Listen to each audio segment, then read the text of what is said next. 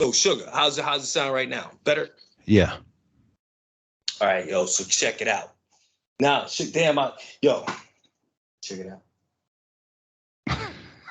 Check what out? The Millennium Falcon? Yes, that's got to be moving. I'm glad you reminded me. I got to push that so it moves the molecule. That hypnotizes the guest, right? Moving back and forth. Not really. It could. It's there. Right? Oh, you got to make me this. You saw it, Millennium Falcon. The Millennium Falcon reminds me of an old nickname I used to have.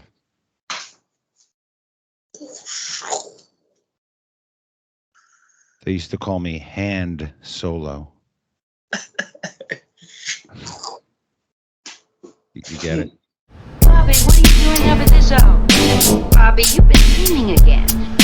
Still don't know what it is or where it comes from, but there's something there. Where'd you see all this, Bobby? Transmitting live from Planet X. It's the Live from Planet X podcast. I'm your host, Zaire, the Planet X ambassador, where we talk hip-hop and all things strange and paranormal. Let's go.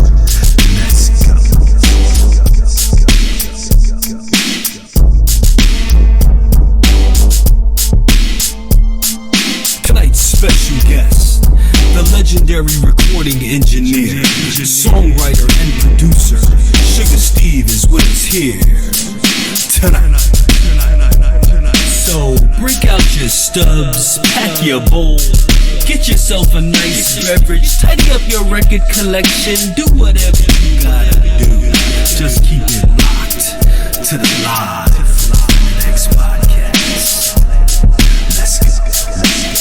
Ladies and gentlemen, welcome back to the Live from Planet X podcast. I'm your host, Zaire. Tonight's special guest is none other than the man himself, Suga Steve, who is the audio engineer, recording engineer of the legendary The Roots crew. Everybody knows The Roots crew. My man engineers on The Tonight Show with Jimmy Fallon. You already know. You've probably seen him on there in some little clips and little skits and things there. And I'm so honored to have him here tonight. He's the creator of the Sugar Network. If you don't know about the Sugar Network and the buzz that it has, you're playing yourself. You're bugging.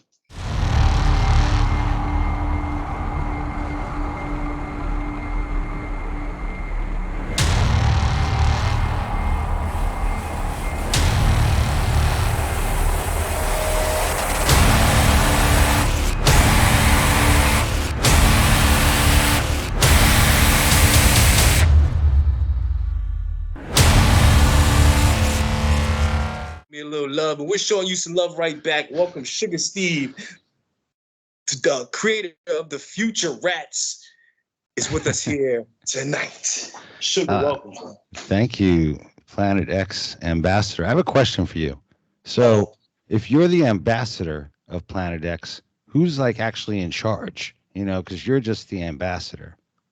That would be the man above, G-O-D, the creator of all. Oh, wow. So you deal directly with him. I get it. Okay. Mm-hmm. Yo, Suga, welcome, man.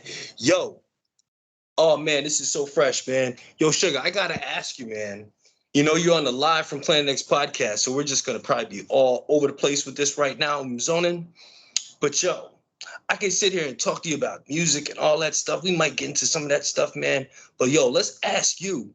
Have you ever experienced or know anyone who's ever experienced anything that might have been considered strange or paranormal, any type of UFO sighting, any strange encounter of any sorts?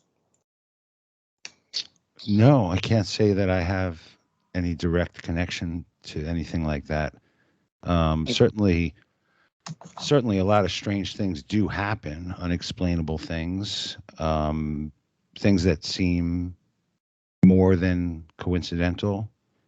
And certainly a lot of those things have happened to me in my life, but I can't say that anything paranormal has happened to me.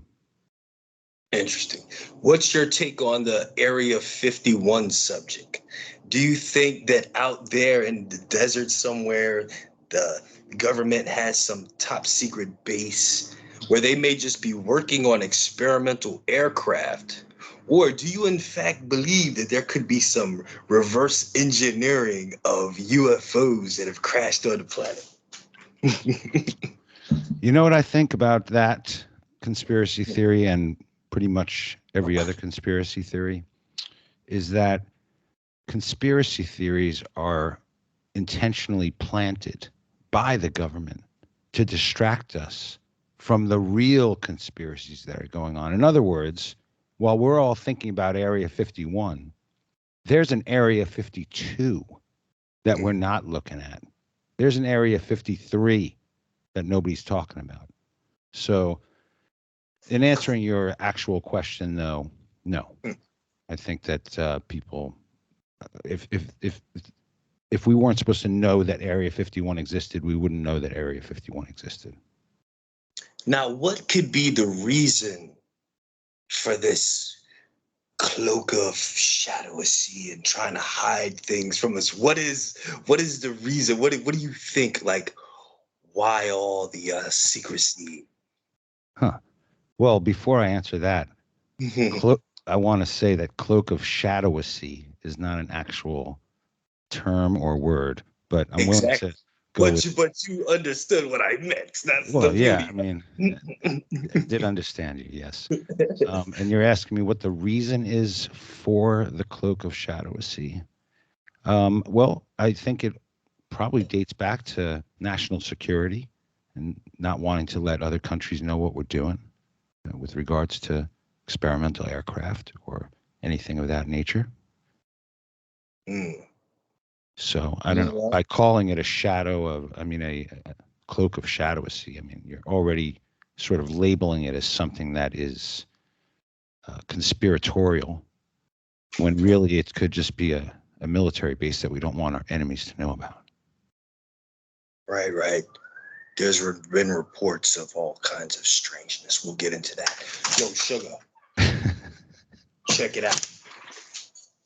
We're going to play the ESP game. Some people claim that we only use like 10% of our brains, maybe only 5% when we're smoking. I don't know. Or maybe more when we're smoking. Yeah, exactly. 25% when we're smoking. So I have a shape here in my hand. It's a random shape. And I'm going to see if I can focus on the shape, transmit it through the Wi-Fi nebula universe into your brain, and see if you get it. You get 3 guesses. But if you get it on the first guess, there may be a chance that you have psychic powers. So I'm looking at it right now. Sugar, I want you to close your eyes and look away, because I'm going to show everybody what the shape is, just so they know it's not fake. So I want you to close your eyes and look away for and I'll tell you when you can open your eyes. So close your eyes. Closing my eyes and looking away are sort of the same thing, but I'll do both. Okay. I'm showing everybody what it is. Okay. Now you can come back, Sugar. You can come back now. All right. Now I'm going to concentrate and see if you get it. Is that a menu from a pizzeria that you're holding? Nope. Okay. Good guess, though. Oh, am I supposed to guess the shape or what? When it pops into your nebula head, when it goes into your brain stem. Okay. Is it a trapezoid? Nope, not a trapezoid. You didn't get the first guess, but you get 2 more guesses. Okay. Thanks for all the guesses. Is it a rhombus? Nope. Is it like a cock and balls type of drawing? I'm not sure. He said cock and balls type of drawing. I don't know if that we might have to let that slide, because the ball is. All right. Is it like a sphere? circle, it's a sphere, right? Yeah, I was going to say circle. sphere. Okay. It's a circle. I should have thought of that. I was going to say sphere or orb, but then cock and balls appeared in my nebula head. Sugar, are you aware of how many UFO sightings people have in Manhattan?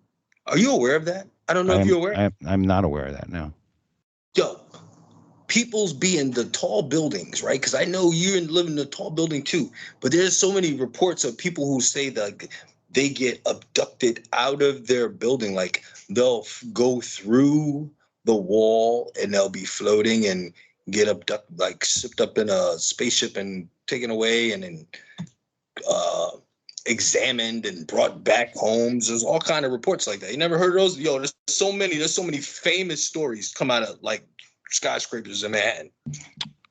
I haven't heard of any of those specifically from New York City or Manhattan, but I've heard of a lot of people being taken away to be examined. Everybody's getting examined, and like medically touched, by aliens. Like, why is it always some kind of medical examination? Why isn't it like a picnic or some kind of a concert or anything? It's always like they're being probed. Yeah, I think it has to do with like our DNA, and possibly they're trying to do something with our DNA and our structure. Could possibly like turn something on inside of us that can make us live longer and all kinds of craziness. Who knows? Has anything like this ever happened to you? I've seen a couple of UFOs a couple times. A couple of UFOs a couple of times. Mm-hmm. Yes. Documented and have witnesses for accounts. Where are these so-called witnesses? Can we get them on? I'll big up my man Trong. I'm going to say his name now. So when I post this, I'm going to catch him on Instagram and he's going to verify this. Big up my man Trong Lee. All right, Tron, DM me with the proof. I want to see pictures. Big up my man T Money too. T Money Riley, he was there too. I'll big him up in it, and they all can attest. So did you or any of your crew get abducted or probed or anything like that? No abductions or probes. None of that at all. No. But do you consider that to be lucky or unlucky that you were not picked up and probed? No. See, I am a time traveler. I'm a time traveling alien that has a purpose here on this realm in this time. And the ambassador title, the ambassador is kind of the segue man to introduction and bringing things to light somewhat, so to speak. Okay. Now, I've never been abducted by an alien, and they would never do that to me because I work with them. Okay, but this is all like a metaphor, right? Are you from Earth, or is there really a planet X somewhere, or what's going on with that? I'm glad you asked that. So I can break it down. Now, once I say this, sugar to you, this will all make sense. You're going to be like, wow. I've been waiting a long time for all of this to make sense. So okay, so check it out. The X represents the unknown. Right? It's a symbol for the unknown. So when you look at my logo, it's like a circle with the X on it, with the little circle next to it, which represents the moon. So when you look at it, you kind of see the Earth with the moon next to it with the X. So what I do is I represent for the unknown artists and people that's like MCs and beat makers and like the underground movement of people, the unknown people on the planet that are so dope that never even got their opportunity to shine, but they're still there. And I feel like I'm one of them at the same time. So I'm the ambassador of all them. So I'm the Planet X ambassador. That's what it really means. All the other alien stuff and cuckoo stuff, like I was just playing around. I'm not no goddamn, but I just take on that moniker. It's like my alter ego, so to speak. I'm just like, that's me. I'm just bugging out, man. But yeah, that's what it really is, man. I'm the Planet X ambassador. I'm the ambassador for the unknown dope artists out there. That's what's up. I like that a lot.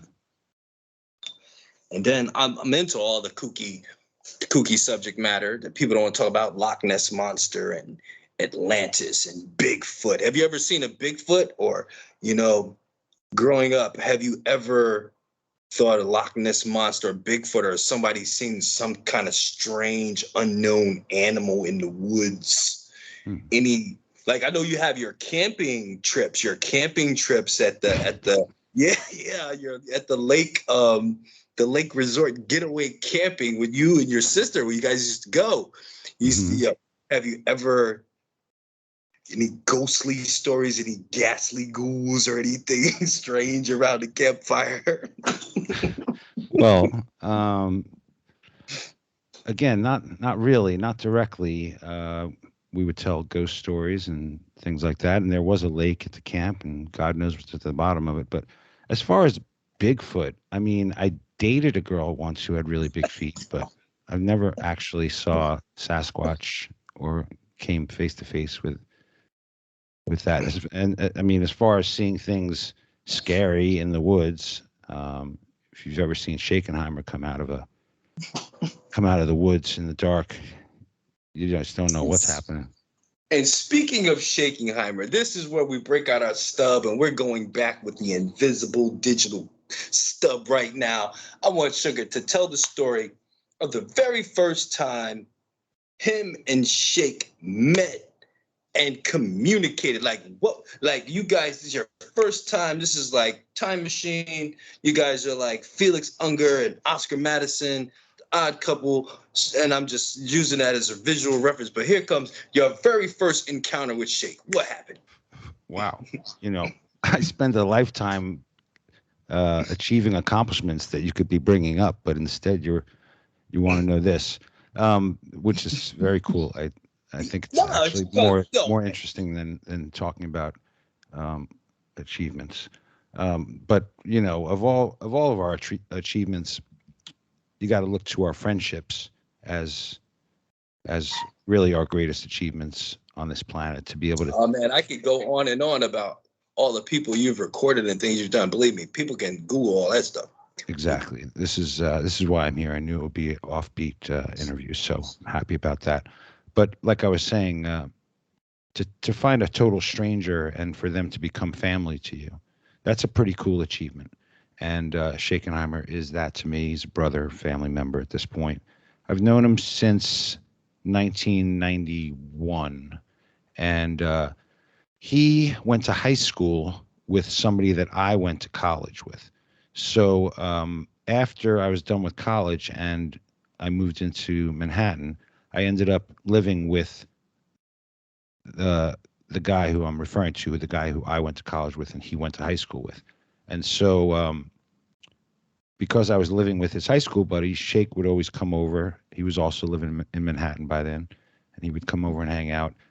And as the story goes, we did not like each other when we first met at all. In fact, we were like kind of enemies. He was like a very obnoxious, loud, angry drunk at the time, and I was, like I am now, a very peaceful stoner. Maybe peaceful is putting it too generously, but more of, it was basically an alcohol versus marijuana situation. And it just wasn't, there was no crossover. I wasn't a drinker and he wasn't a smoker. So he was just drunk all the time and I was stoned all the time. And every time he came over to our place or we'd go out, we would butt heads. And so it took a while. I don't know how long exactly, 6 months, a year, but we slowly became friends. He started drinking less. I started drinking more. And we found common ground.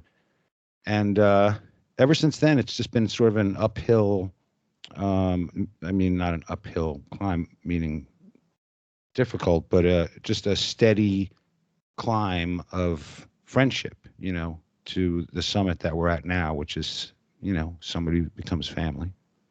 Mm-hmm. That's kind of the long and short of it. And Shakenheimer, if I'm not mistaken, and I know he is, but Shakenheimer and you created JMI Records together. That's right. You guys record jazz music and put it out on records. On vinyl, that's right. On vinyl, on actual vinyl records that people can spin, which is dope.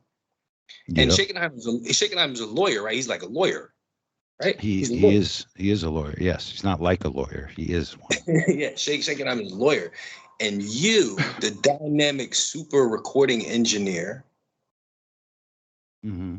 connoisseur of everything artistic and just stuff that's worth talking about. You guys are a unique combination, like Starsky and Hutch, Batman and Robin. Who else am I missing? You guys are like peanut butter and jelly. You guys are dope together, and you guys function and work together, and what you guys have built is dope. So I salute that. That's dope. And if you guys are maintaining friendship after all these years, man, that's what's up, man. And for you to consider him family, that just speaks for itself. So big up to you guys. Yeah, actually, JMI has been a real godsend for me. We started around 5 years ago, and we're an all analog label. We record to analog tape. We mix down to analog tape. We master directly from that tape to a lathe that cuts the vinyl. And we don't include digital technology in any aspect or part of the process whatsoever. So it goes straight from the musicians to your ear without being converted at any point to ones and zeros. So we feel like that makes a big difference overall in the sound and the aesthetic of the label. And we're very proud of all the records that we've put out so far.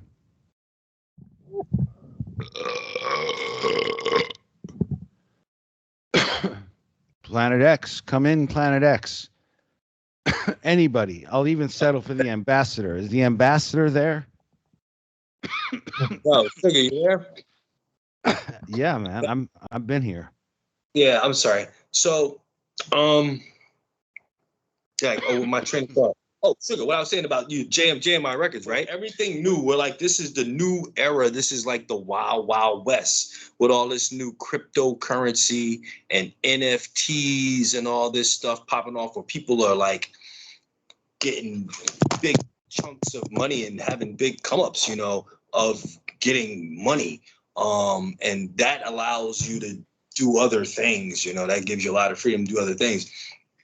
Do you think that JMI will come out with like an NFT where maybe like somebody will get an exclusive song and it'll have like some visual artwork for it and make it an NFT and put it up on the blockchain, and then people can bid on it and, you can sell it, make it exclusive, maybe give like the person that buys the NFT a certain percentage of the royalty publishing to make it even more enticing. That's what a lot of artists are doing right now. You think you guys might jump into that crypto NFT game? I can't think of anything that sounds more digital than what you're talking about. So no, but that's probably not. Beauty of it. That's the beauty of it, because everything is analog, but y'all up in the digital space. I see what you're saying. We may expand into some sort of digital realm, but only with regards to. I mean, most of our albums are available on Spotify and iTunes and all that stuff. But we don't care about that aspect of things. We really don't. We want people to have the vinyl records. We believe that although the internet will certainly be around forever, it's more exciting to us to know that people have or care enough about the record to purchase it, have it in their house, and play it in a physical form, have the artwork and the credits right there in front of them without any interaction. I mean, don't we spend enough time during our day dealing with computers? Wouldn't you rather just put a record on once in a while? Right. There's these crazy stories of people buying these NFTs for like all these crazy amounts of money. Yeah. Yeah. There was somebody on the Tonight Show recently who sold some NFT something for like like $1 million. like $1 billion. It was something fucking crazy. Like what is going on? I mean, your point is very good, which is, even if you're not interested in money primarily, let's say you're a true artist and you're more interested in art than you are in money. Not that that's the definition necessarily of an artist, but let's just say you're an artist who cares more about your art than about money. Your point is great, which is the more money you make, the more shit you can do, the more art you can make, the more exposure you can get. Freedom. It's the freedom. Freedom, sure. Money buys a lot of things. But if if money is your primary inspiration, then even if it's 51.49, then you should go into something where you're making money more directly. You don't have to create it. I'm saying like this. Imagine like I could be the artist and the creative essence, what I think I am. But imagine if I have, like a lot of artists nowadays have like $1 million. I'd be happy with $1 billion. When you have money like that, now you can be like, okay, now I don't have to get up and go clock in and work somewhere. Now I can just really go until it's time for me to clock out. You know what I'm saying? But Sugar, just to switch the gears, yo, with the metaverse, all this metaverse new stuff, the metaverse. Wait, before you switch gears to the metaverse, it's the work, it's the clocking in, as you put it. Maybe that's what's giving you, maybe that's your source of inspiration for your art. Maybe that no, clocking out. The clocking out. No, but I'm saying maybe the work you have to do to get yourself the time to do your art. Maybe the grind is what I'm saying. Maybe the grind is what's bringing you. Right on the nail. You hit it right on the nail. Hell yeah. Yo. What about the metaverse? Yeah, I'll tell you about the metaverse. Yo, Sugar, do you think it could probably happen? I bet you this could probably happen, right? Or it's probably in the works already, right? Where you work at, I don't know if you can still hear me. You're good. I'm listening. Yeah, Sugar. Yo, imagine this. Imagine somebody have the virtual reality goggle things that they put on, right? Yeah. Like the Oculus, you know about the Oculus, and I think Sony has one too. The PlayStation, Sony got one, the virtual reality headset. Yeah. Imagine people have that and they go and they sit inside the audience, like they look and they feel like they're at the Jimmy Fallon Tonight Show. Yeah, or any concert or whatever. Right? Exactly, bro. The concerts too. Imagine any concert. Like that is the next level shit. I've been trying to put that shit into the ear of some artists that can kind of do some shit like that. But yeah, I think that's the next level thing, man. Like imagine you just feel like you're like at a Billy Joel concert or at a Roots concert. All that technology is available. You just got to get with the right company to like. That's a whole event. Like they'd have all those cameras set up, and they would have to just like the band would perform, everybody would perform, or like the groups would perform, and it all gets captured, all the digital ways, or 360 everywhere. But yeah, that's the next level, man. That's the next level. Yeah, I believe that. I mean, nothing will ever replace actually being there, but they'll figure out a way to make it seem realistic and all that. I mean, it'll be good for people, all around the world. Sure, and people who can't. Yeah, Yeah, people who can't get there, for one reason or another. It'll be nice. You seem like you're a little bit like all over the map though with regards to like artistic ideas. What is it that you really want to do the most, or what is it that you think that you're, like if you had to choose one of these things that you're mentioning, and you've mentioned a bunch of things. Oh, Sugar, that's nothing. That's nothing. I do it all, man. It's weird. It's weird that how like all my experiences in life and the things I've been exposed to, and just like all kind of different things just to led me to be where I am, because I really like to do so much stuff. And at the end of the day, we haven't even touched on based on it. But you saying like, if I could, at the bottom line, if I could just be what I wanted to be, like, this is what I'd be doing along with all the other stuff, I'd be a movie director. Crazy it may sound, I'd be a movie director. I believe it. I've seen the stuff you're making. So I mean, that includes, that's a fun thing too, because it includes visuals and audio and everything.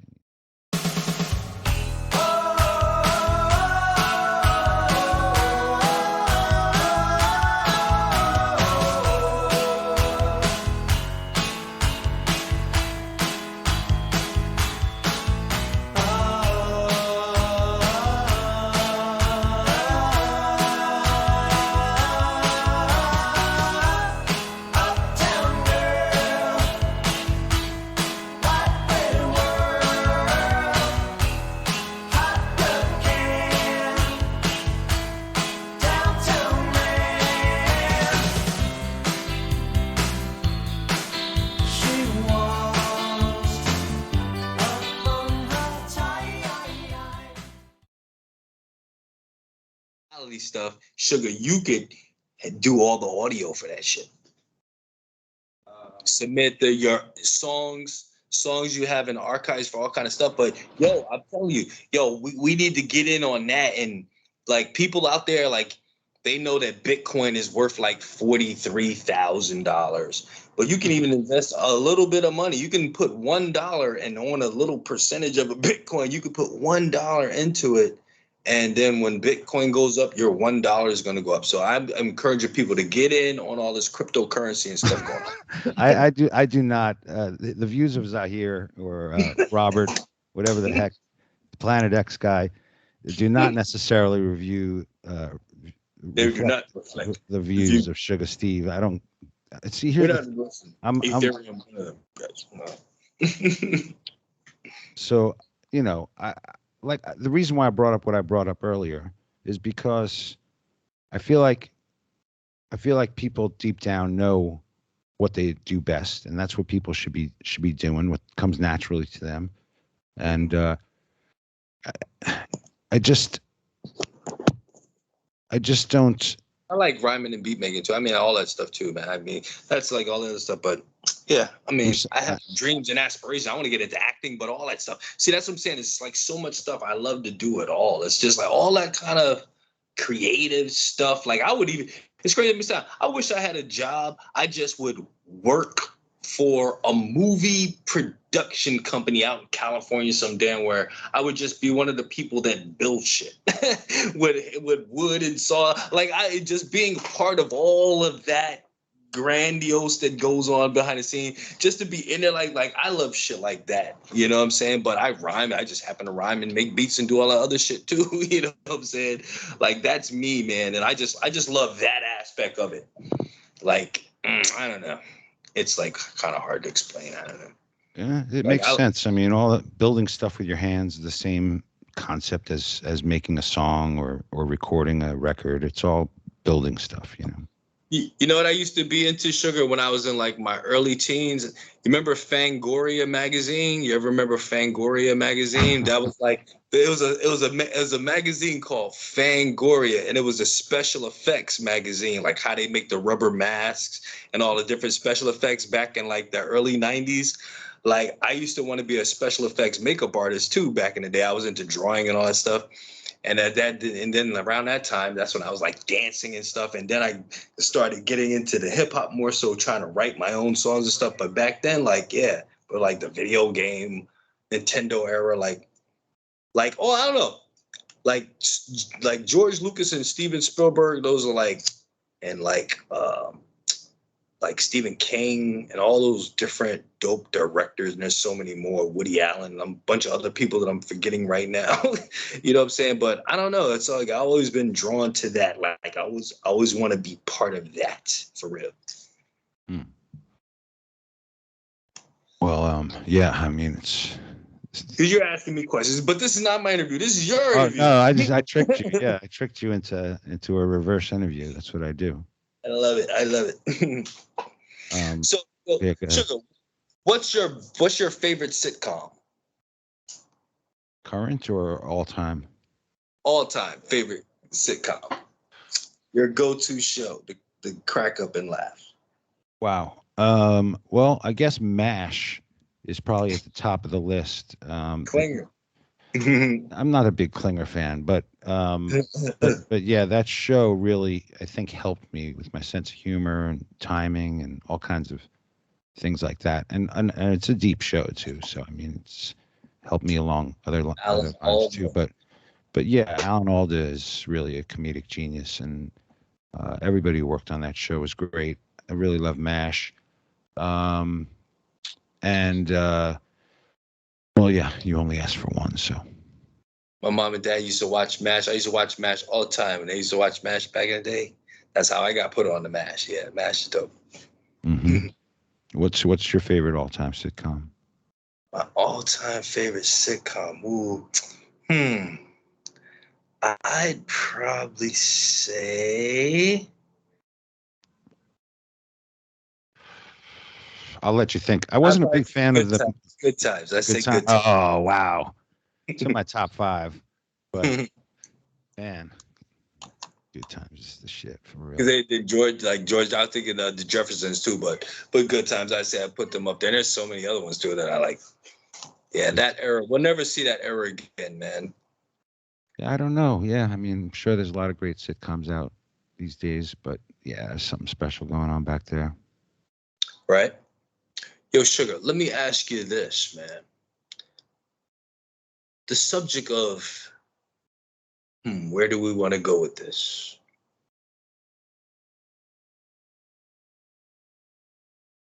Let's get deep. Let's get deep like the mines of Minota. Yo, Sugar, on a spiritual side, this is a grandiose question.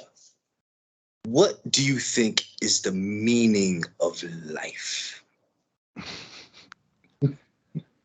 The meaning of life is being in love and being with someone you love. That's it? Word? Is that not enough? Okay, you want more? That is a great answer. That is a great answer. I like that answer. And I feel you on that. That's dope. Absolutely. All right. Well, yo, all right, Sugar. So, yo, let's get into some audio shit. I'm going to ask you one audio question. Me as an engineer and sound student myself, I'm going to ask Sugar one question. And I'm not going to hit him over the head. I can just ask him a bunch of questions. This is because I know all my engineer friends and beat maker friends. I'm like, you didn't ask Sugar nothing about no music and like audio stuff. So let me ask Sugar a question. Let me think of a question for Sugar. Okay, Sugar, when you are recording into a DAW, here we go. Into a dog? Into a DAW recording. Yeah, I make the tail. Like Pro Tools or whatever you're using. What is the best level setting for the input, and how should you have the gain on your microphone? Those are crucial elements right there. Your engineering friends are going to kill you for that question. I mean, if that's your one question. I don't want to bug you, Sugar. I mean, I'm not going to bug you. No, it's all good. I mean, you got a couple of options. One is fucking normal. Oh, here comes the juice. Here comes the juice, y'all. Get your notebooks ready. Get your notebooks. There's two settings. There's normal and distorted. It's not often intentionally trying to distort something, but that's definitely a good way to do it. If you're going for a distortion effect and you don't have a plug-in, you can just distort your mic pre. That's how you get a really good distortion sound. But of course, you want to keep that fader down so you don't blow your speakers. But anyway, and then there's right at the part where it starts to turn red or whatever, and you're not distorting, nice and hot. I don't know. True. You know, keep it hot. Okay. Wow. You guys out there that have been in negative 12 decibel land, negative 6 decibel land, there you go. Yeah, you want to keep your noise floor down and your whatever the top is called. Keep that up. Keep it up. Yep. Yo, and here we are going on into friggin' third year of fucking COVID, right? Third fucking year is dumb shit. Well, not yet. Yeah, I mean, well, yeah, technically, yeah. Yeah, we're starting third year. Yeah. Yeah, we're going into this shit again, man. And I'm glad that everybody who is with us is still with us, and I pray and send prayers up for the people that we lost in this whole craziness, man. So it means a lot to me to have Sugar on here because he really held me down during the pandemic when the pandemic first started off, and like that's where I really discovered this gentleman. He's such a dope artist. He's such a dope person in general.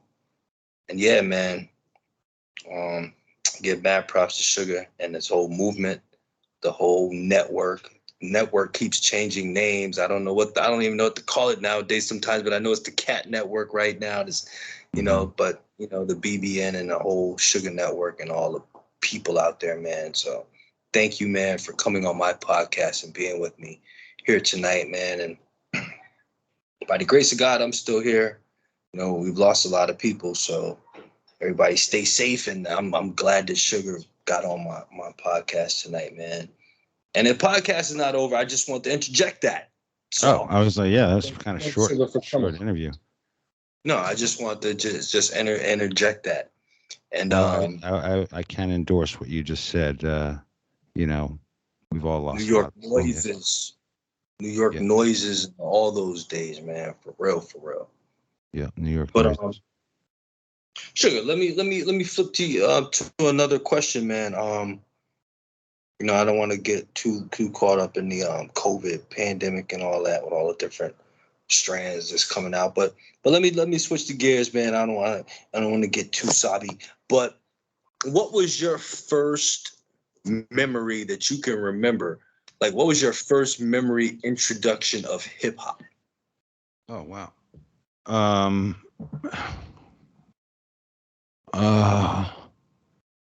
I guess. When did you fall in love with hip hop at the same time? That's two-part question. Your first introduction to hip hop, and when did you fall in love with hip hop to the point where you was like, wow, this is dope. This is cool. It's a great question. I've never been asked that. The first thing I can remember is like the Fat Boys. That was like the first thing that I remember hearing, like on a cassette or something like that, and then Run DMC. But right. The first record, Rockbox, was just incredible to me, and then there were kids in my high school that were breakdancing, like on right outside the school, like on our breaks and stuff. There were people bringing in mats or whatever, and big that's like the parachute pants days. yeah, you're talking about the mid 80s, and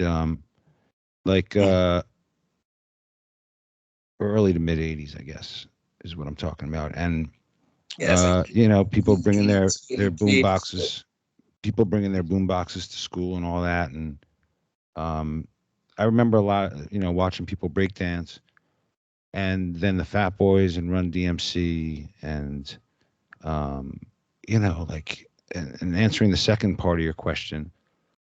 I mean, I've definitely fell in love with that stuff when I first heard it, but as far as like understanding hip hop, I think it was many, many, many years later when I was working with Quest on D'Angelo's Voodoo record, and I hadn't really kept up with hip hop in all those years since Run DMC. Like, I was listening to that early stuff, and then I kind of fell off and was listening to all kinds of rock and jazz and everything else, really. But then when I started to work with Quest, and I didn't know who he was when I started working with him in '96, I didn't know who D was or anybody from that crew. And so when I started working with The Roots and Common and Erykah and D and Bilal. That's legendary. Yeah, and I know that that's technically like known as neo soul and not necessarily, hip hop, but certainly The Roots are known as hip hop. But all the other and Common, but all the other names are like either neo soul or something else. And of course, they really should be known as hip hop artists. I mean, if you listen to Erykah's records and Bilal's records, and obviously their love for hip hop seems to be their primary love.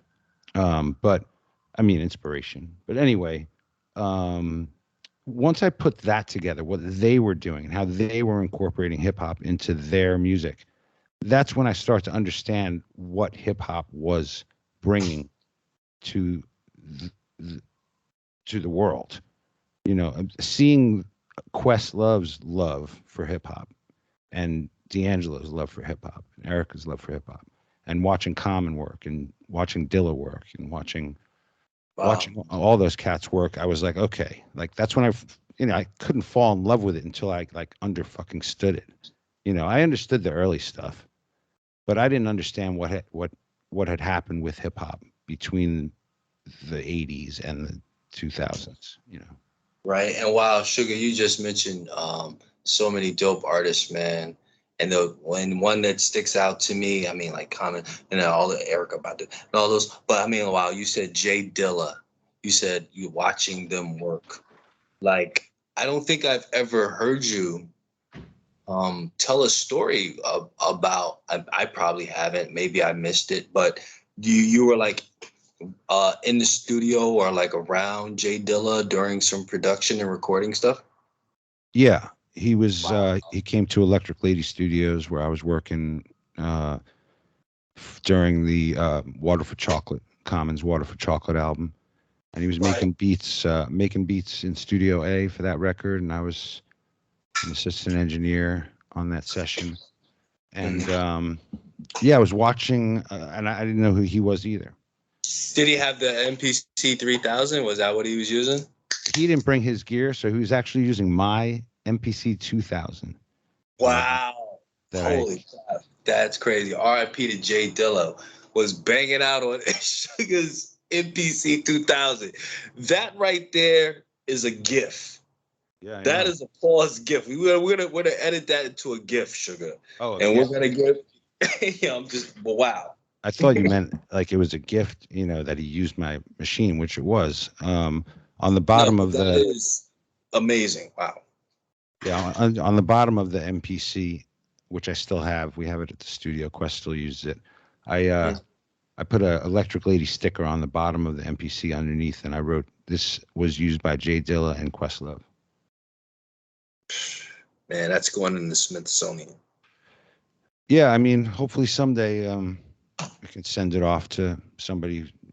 I'd like to take this opportunity actually to promote. A friend of mine just wrote a book about Jay Dilla. It's kind of the definitive joint that everybody's been waiting for. His name is Dan Charnas, and I think the book just came out. I remember hearing you talk about this before. Yeah. I think like a few months back you were telling, or maybe he was on or something like that, and he was saying he was working on it. I think Yeah, I remember hearing something. he interviewed me for the. I mean, he interviewed everybody who he knew that worked with Dilla before, and so yeah, I tell a few Dilla stories in that book, but really the thing that was interesting to me is because you know, I hadn't met him prior to him coming to New York, and everybody else in the room, Quest and Poiser and Pino and Common and everybody who was there, they were like hanging over Dilla's shoulders watching him work on the MPC because they wanted to see.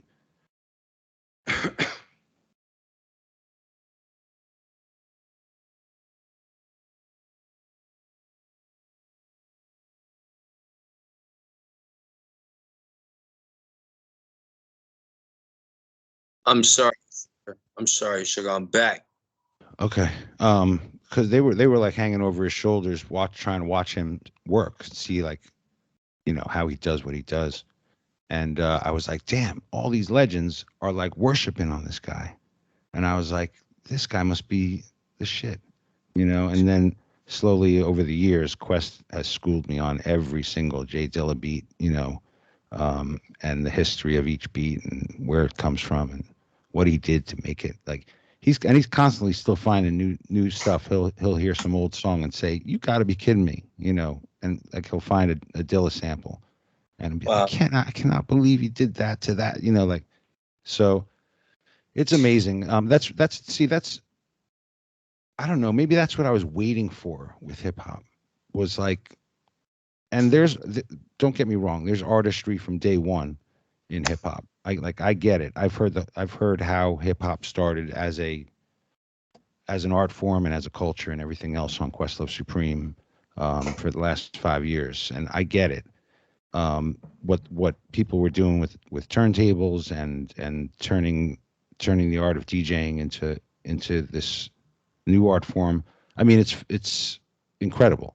But the artistry that Dilla and Quest and all of them were bringing to hip hop, where it was like, you know, people were finally like tuning their samples, you know, to fit the song and the stuff, you know, the chopping and the attitude, you know, the back then, nothing was sometimes like computer based and nothing like so more so too much. You know, I don't know. it's But it's hard to Sugar, I explain. didn't want to.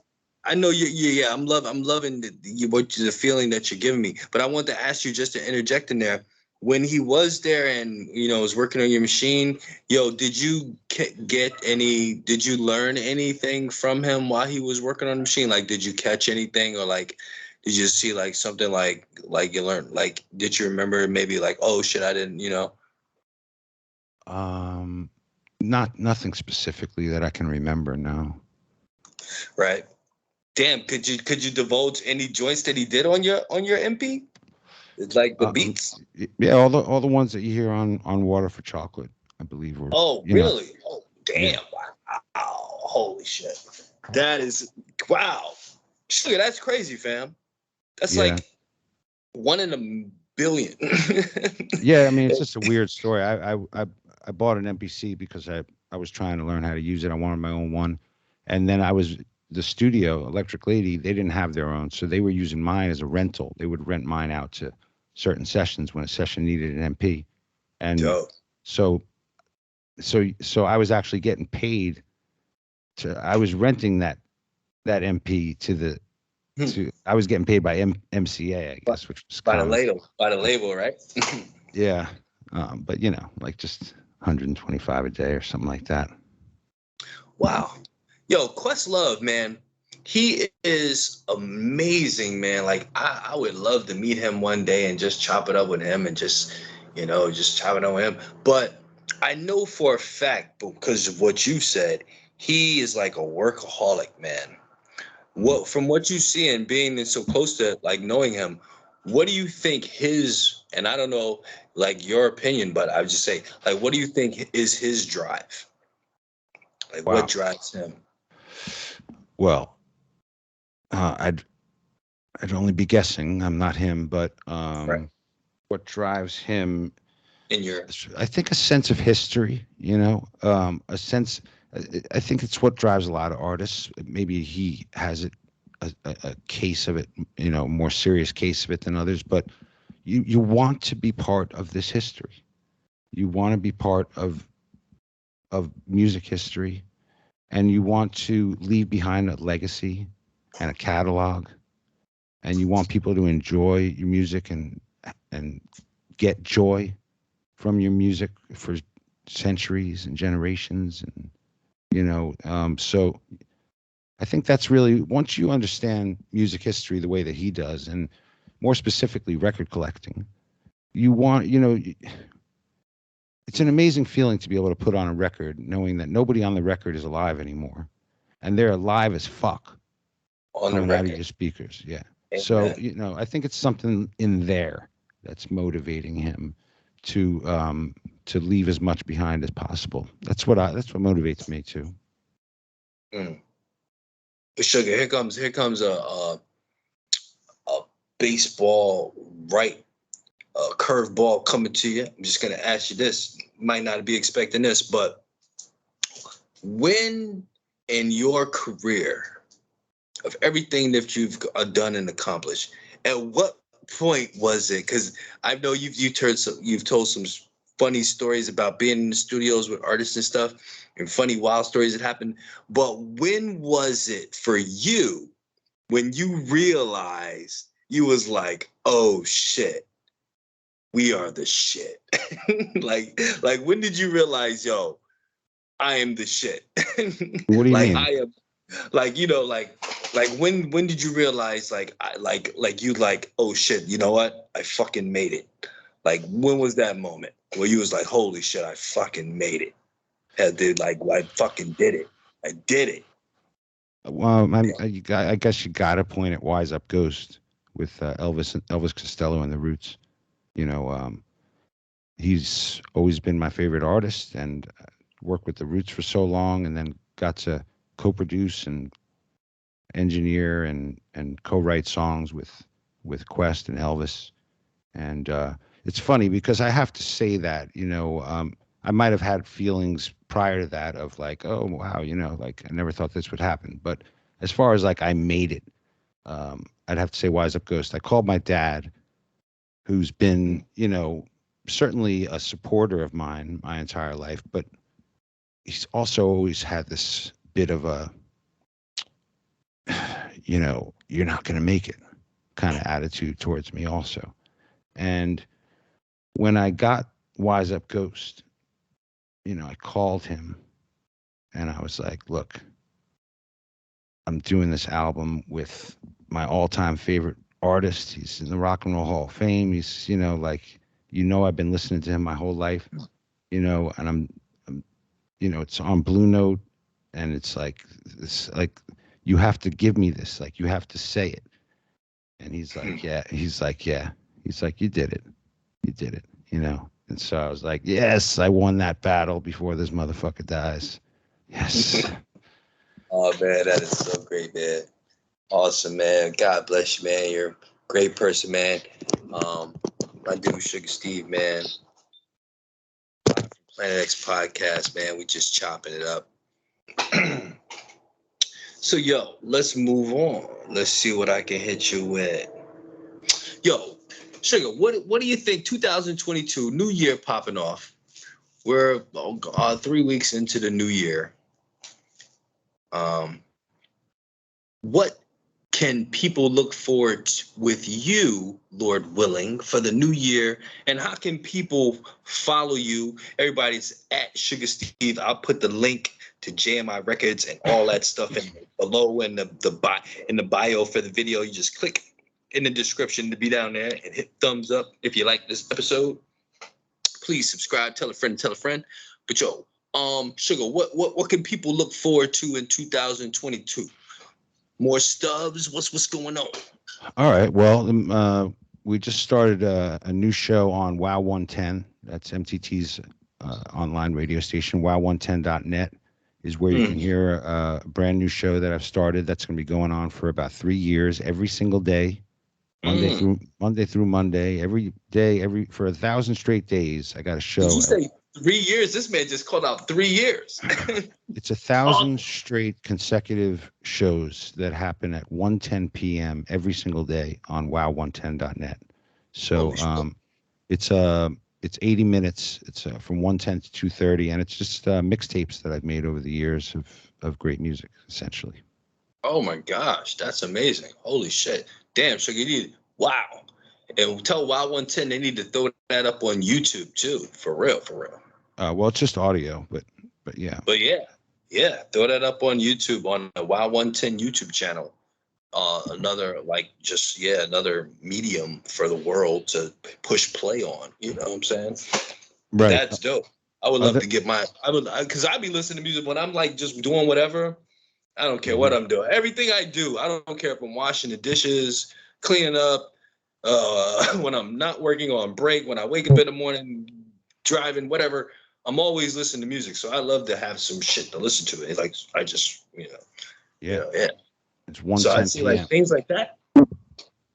And yeah, Sugar Man, yo, thank you so much for being on the podcast, man. But I could sit here and chop it up forever, man, like with you for real. Like, and I thank you so much, man, for everything that you share with us tonight, man. And yo, anything you wanna say to the party people out there?